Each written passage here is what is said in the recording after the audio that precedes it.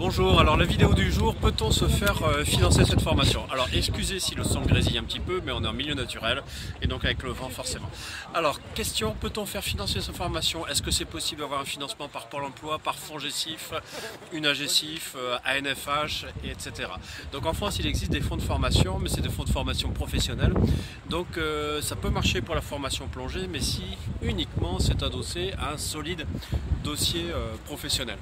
Ne croyez pas, si vous êtes débutant, que Pôle emploi est là pour vous faire financer un niveau 1 par exemple. Il faut vraiment des projets bien construits. Quand j'entends des projets bien construits, c'est un projet professionnel qui fait l'état des lieux de vos compétences, mais aussi du marché. Donc ça, c'est important d'avoir cela à l'esprit.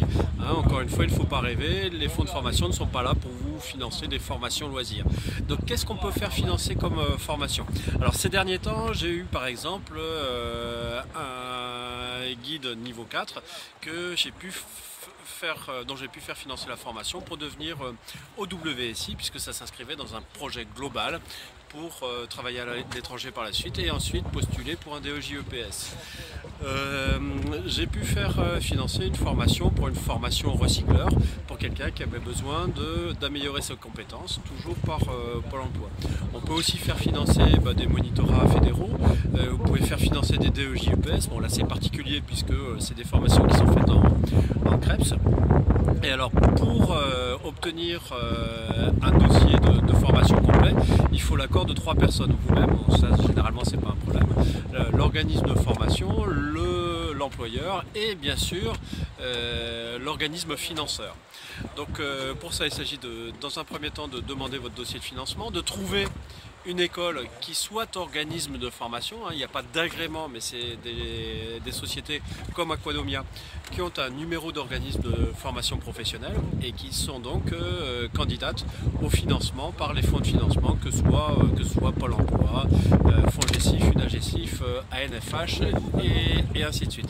Mais surtout, il faut que vous ayez un projet professionnel construit, c'est-à-dire montrer que vous avez les aptitudes pour faire ce métier, montrer aussi que vous êtes conscient des réalités du marché par rapport aux offres d'emploi ou par rapport à un projet de création de société que vous avez allié à ça.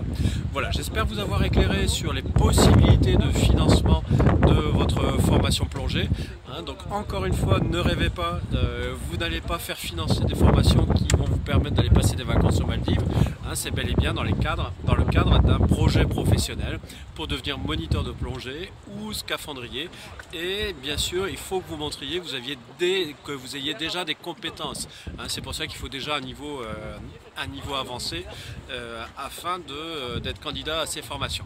Si vous avez aimé cette vidéo, cliquez sur j'aime. Si vous ne l'avez pas aimé, cliquez sur j'aime pas. Vous voulez en voir d'autres, abonnez-vous à notre chaîne YouTube Aquadomia One.